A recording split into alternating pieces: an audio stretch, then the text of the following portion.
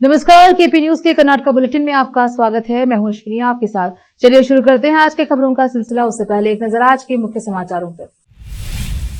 बीदर जिले भालकी तालुके के चाड़कापुर ग्राम में कुछ लोगों ने दलित ग्रामीण वासियों पर हमला किया। ग्रामवासियों ने शिकायत का ज्ञापन सौंपा। कर्नाटक बेलगावी में तहसीलदार के कक्ष में सरकारी अधिकारी मृत पाया गया।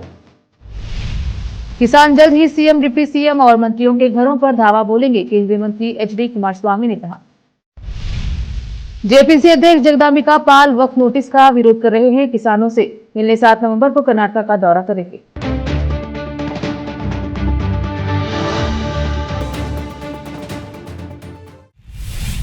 समाचारों का सिलसिला शुरू करते हुए देखते हैं समाचार विस्तार से। बीदर जिले भालकी तालुके के चाड़कापुर ग्राम में कुछ लोगों ने दलित ग्रामवासियों पर हमला किया। इस संबंध में आज चाड़कापुर ग्रामवासियों ने जिलाधिकारी कार्यालय पहुंचकर अपनी शिकायत का एक ज्ञापन सौंपा और आग्रह किया कि ग्रामवासियों पर घातक हमला किया गया है, जिससे महिलाएं, बुजुर्ग, बच्चे सहित अन्य पुरुष भी घायल हुए हैं। ग्रामवासियों ने मांग की है कि तुरंत कार्यवाही कर दलित ग्रामवासियों को सुरक्षा दी जाए। कैमरामैन पपुराज का कवरेज। ಗ್ರಾಮದ ದಲಿತರು ಬಂದು ನ್ಯಾಯ ಕೇಳೋದಕ್ಕೆ ಕಾರಣ ಏನಪ್ಪಾ ಅಂದರೆ ಏನು ನಮ್ಮ ಚಾಳಕಾಪುರ ಗ್ರಾಮದಲ್ಲಿ 1, 2, 3ನೇ ತಾರೀಕು ಹನುಮಾನ್ ಜಾತ್ರಾ ನಡೀತಿರ್ತದೆ।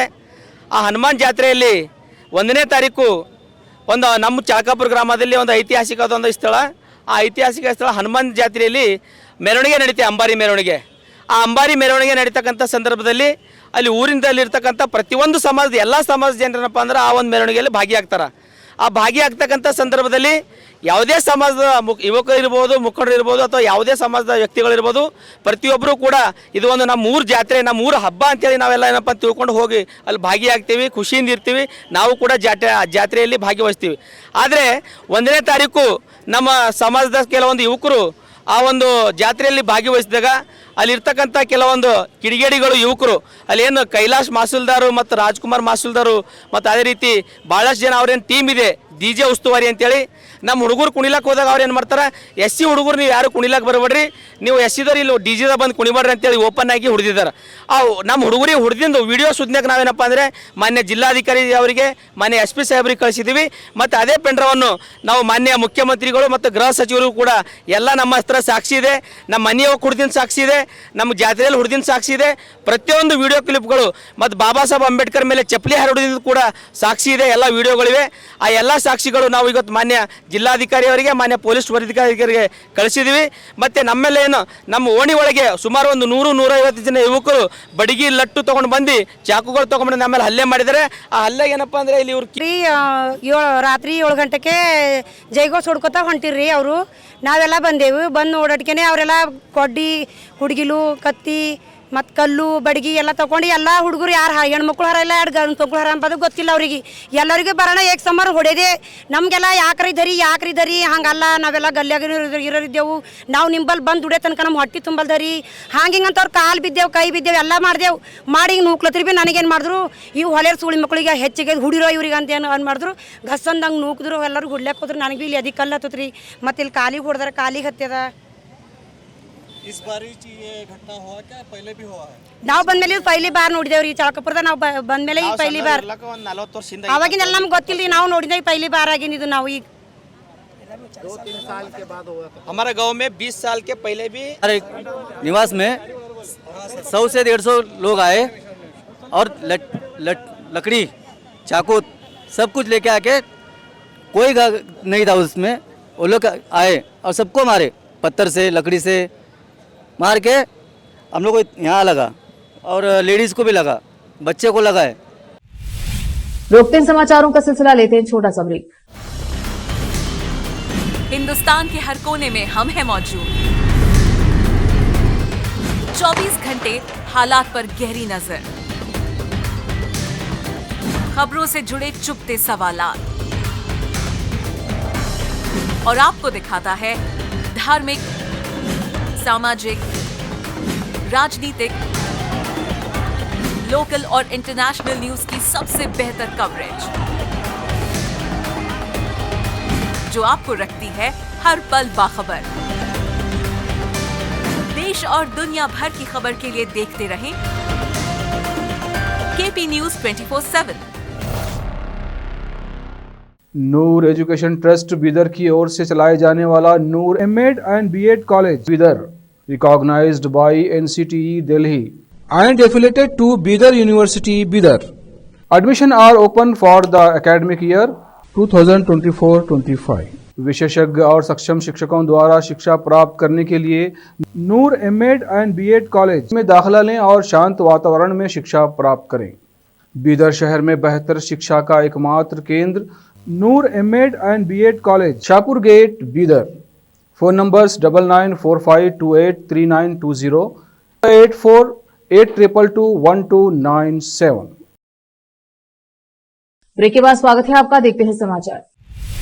पुलिस ने बताया कि मंगलवार 5 नवंबर को जिला मुख्यालय स्थित तहसीलदार कार्यालय के कक्ष में 35 वर्षीय द्वितीय श्रेणी सहायक मृत पाया गया। उन्होंने कहा कि सदन्ना की मौत की विस्तृत जांच की जाएगी। पुलिस ने बताया कि कोई मृत्यु नोट बरामद नहीं हुआ है। एक वरिष्ठ पुलिस अधिकारी ने बताया कि आज सुबह हमारे इंस्पेक्टर को सूचना मिली कि एक व्यक्ति ने तहसीलदार के कक्ष में फांसी लगा ली है। हमने घटनास्थल का दौरा किया। शव की प्रारंभिक जांच से पता चला है कि उसने खुद को घूंघट से फांसी लगा ली है। उन्होंने कहा कि ऐसा कदम उठाने का कारण अभी तक पता नहीं चल पाया है। उन्होंने कहा कि हम उसके परिवार के सदस्यों की शिकायत के आधार पर मामला दर्ज करेंगे और हमने जांच अधिकारियों तथा फॉरेंसिक विज्ञान प्रयोगशाला की टीम को भी अपराध स्थल पर बुलाया है, जो विस्तृत निरीक्षण करेंगे। शिकायत के आधार पर विस्तृत जांच की जाएगी।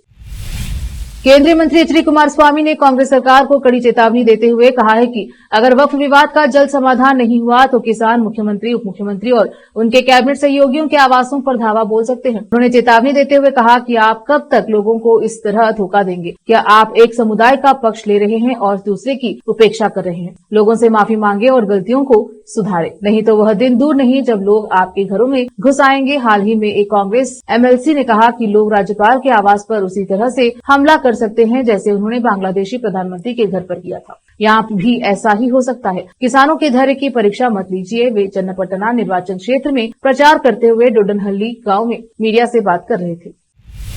वक्फ संशोधन विधेयक पर संसद की संयुक्त समिति के अध्यक्ष जगदम्बिका पाल गुरुवार को कर्नाटक का दौरा करेंगे और उन किसानों से मिलेंगे जो वक्फ संपत्तियों पर अतिक्रमण करने के आरोप में कुछ किसानों को दिए गए नोटिस के खिलाफ प्रदर्शन कर रहे हैं। नोटिस अब वापस ले लिए गए हैं। वह कर्नाटक भाजपा के कई नेताओं सहित अन्य लोगों से भी मुलाकात कर सकते हैं जिन्होंने इस मुद्दे पर आंदोलन छेड़ रखा है। मंगलवार को एक्स पर एक पोस्ट में भाजपा सांसद तेजस्वी सूर्या, जो समिति के सदस्य भी हैं, ने कहा वक्फ पर जेपीसी के अध्यक्ष ने वक्फ की हिंसक कार्यवाही से प्रभावित किसानों के साथ बातचीत करने के लिए 7 नवंबर को हुबली और बीजापुर का दौरा करने के अनुरोध पर सहमति व्यक्त की है।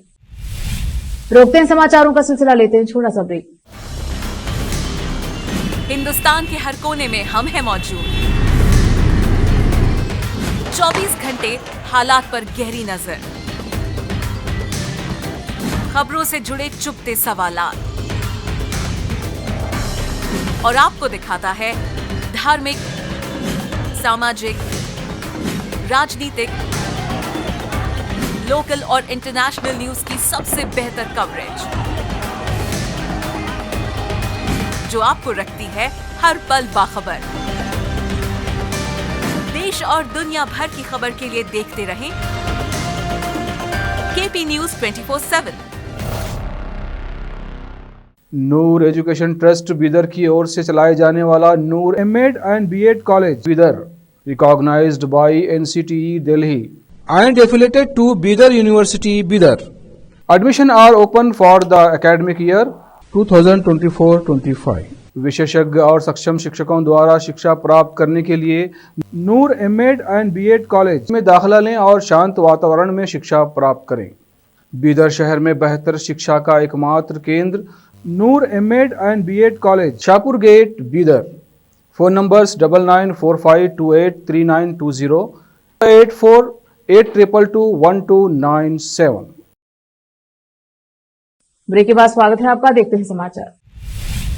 चन्नपटना, शिगांव और संदूर विधानसभा क्षेत्रों में 13 नवंबर को होने वाले उपचुनाव के लिए प्रचार चरम पर है, जिसमें 3 बड़े नेता अपने उम्मीदवारों के लिए वोट मांग रहे हैं। मुख्यमंत्री सिद्धरामैया, उप मुख्यमंत्री डीके शिवकुमार, केंद्रीय मंत्री एच डी कुमारस्वामी और राज्य भाजपा प्रमुख बीवाई विजेंद्र ने अधिक आक्रामकता के साथ प्रचार अभियान शुरू कर दिया है और वक्फ भूमि और मूडा साइट मुद्दों सहित विभिन्न मुद्दों पर एक दूसरे पर निशाना साध रहे हैं। गांव में यासिर अहमद खान पठान के लिए प्रचार कर रहे सिद्धरामैया ने दोहराया कि सरकार द्वारा वक्फ बोर्ड द्वारा किसानों को जारी किए गए नोटिस वापस लेने का आदेश जारी करने के बावजूद भाजपा तुच्छ राजनीति में लिप्त है। पलटवार करते हुए भाजपा सांसद और पूर्व सीएम बसवराज बोम्मई, जिन्होंने अपने बेटे भारत भाजपा उम्मीदवार के लिए बड़े पैमाने पर प्रचार किया, सिद्धरामैया पर गलती करने के बाद यू टर्न लेने का आरोप लगाया। केंद्रीय मंत्री और वरिष्ठ भाजपा नेता शोभा करंदलाजे ने सोमवार को कर्नाटक में सत्तारूढ़ कांग्रेस पर निशाना साधते हुए कहा कि यह सबसे पुरानी पार्टी मुसलमानों को खुश करने के लिए किसानों की हत्या कर रही है। वक्फ संपत्ति मुद्दे पर भाजपा द्वारा राज्यव्यापी आंदोलन के तहत आयोजित एक विरोध प्रदर्शन को संबोधित करते हुए शोभा ने कहा, वक्फ बोर्ड एक असंवैधानिक इकाई से है। जैसे पूर्व प्रधानमंत्री जवाहरलाल नेहरू ने कांग्रेस की मुस्लिम तुष्टीकरण की राजनीति के तहत बहुत सारी शक्तियां दी थी, तत्कालीन सरकार ने बोर्ड को इतनी शक्ति दी है कि उसके फैसले पर कोई भी नियमित अदालत सवाल नहीं उठा सकती। शोभा ने सीएम सिद्धरामैया पर राज्य की सभी सार्वजनिक संपत्तियों को वक्फ बोर्ड के अधीन लाने की साजिश रचने का आरोप लगाया। उन्होंने कहा, हमारा संघर्ष तब तक जारी रहेगा जब तक न्याय नहीं मिल जाता और किसानों को दिए गए नोटिस वापस नहीं लिए जाते। जिन्होंने कहा कि केवल नोटिस वापस लेने से किसानों को दर्द दूर नहीं होगा। उन्होंने मांग की है कि सरकार राज्य द्वारा वक्फ भूमि पर जारी 1974 की अधिसूचना वापस ले। उन्होंने दावा किया कि केवल 1974 की अधिसूचना वापस लेने से यह मामला हमेशा के लिए खत्म हो जाएगा, अन्यथा किसान अपनी जमीन खोने के डर में रहेंगे, क्योंकि सरकार अब वापस लेने के बाद भविष्य में फिर से नोटिस जारी कर सकती है। हसनंबा मंदिर में 9 दिनों में 12.64 करोड़ रुपए का राजस्व दर्ज किया गया है, जो पिछले वर्षों की तुलना में उल्लेखनीय वृद्धि है। मंदिर के 2024 में भक्तों की रिकॉर्ड संख्या भी देखी गई है। राज्य के विभिन्न हिस्सों और विदेशों से 20.68 लाख भक्तों ने मंदिर में दर्शन किए। हसनंबा मंदिर समिति के प्रशासक मारुति ने अनुसार 1,000 रुपए के टिकट बेचकर 7.41 करोड़ रुपए, 300 रुपए के टिकट बेचकर 1.81 करोड़ रुपए, लड्डू प्रसादम बेचकर 76.77 लाख रुपए और ऑनलाइन टिकटों के जरिए 6.84 लाख रुपए की कमाई हुई। उन्होंने कहा कि मंदिरों को साड़ियों की बिक्री से 2 लाख रुपए की आय हुई, जबकि हसनंबा हुंडी नकद संग्रह बॉक्स से 2,55,97,567 रुपए प्रति हुए प्राप्त हुए। सिद्धेश्वर मंदिर की हुंडी में 13,47,780 रुपए एकत्र हुए और बाकी पैसा दान, तुलाभार और विज्ञापन से प्राप्त हुआ। नकदी के अलावा हुंडी में 51 ग्राम सोने के आभूषण, 913 ग्राम चांदी के आभूषण और 500 ग्राम तांबे के सामान मिले हैं। पहली बार मंदिर प्रशासनिक समिति के भक्तों द्वारा छोड़े गए पत्रों की सामग्री का खुलासा नहीं किया गया।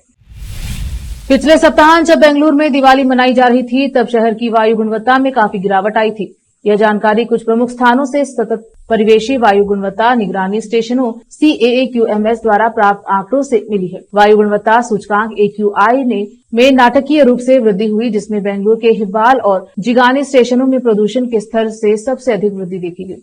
परिवेशी शोर के स्तर में भी उल्लेखनीय वृद्धि देखी गई है, जिसका असर निवासियों के स्वास्थ्य और सेहत पर पड़ा, खासकर सांस संबंधी समस्याओं वाले लोगों पर। दीपावली से एक दिन पहले हिब्बाल का AQI रीडिंग्स 75 पर अपेक्षाकृत कम था, जो संतोषजनक वायु गुणवत्ता स्तर को दर्शाता है, जिसमें संवेदनशील समूहों के लिए केवल मामूली असुविधा संभव है। हालांकि जैसे जैसे त्योहार शुरू हुए, AQI का स्तर बढ़ता गया। दीपावली के पहले दिन AQI में 263 दर्ज किया गया, जिससे हवा की गुणवत्ता खराब श्रेणी में पहुंच गई, जिससे लंबे समय तक हवा में रहने वाले ज्यादातर लोगों के लिए सांस लेने में जोखिम पैदा हो गया। हालांकि दूसरे दिन AQI 237 और तीसरे दिन 65 पर आ गया, लेकिन हिब्बाल का 3 दिन का औसत AQI चिंताजनक 185 था, जो कि दीपावली से पहले के स्तर से 146.7% की वृद्धि दर्शाता है। फिर से एक नजर आज के मुख्य समाचारों पर।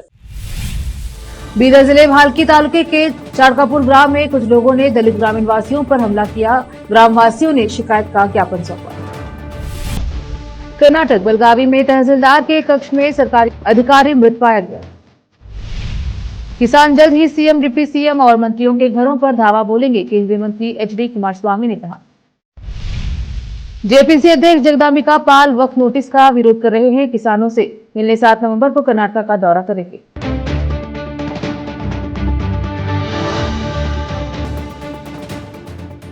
KP न्यूज के कर्नाटक बुलेटिन में अब तक इतना ही। देखते रहें KP न्यूज 24/7। धन्यवाद।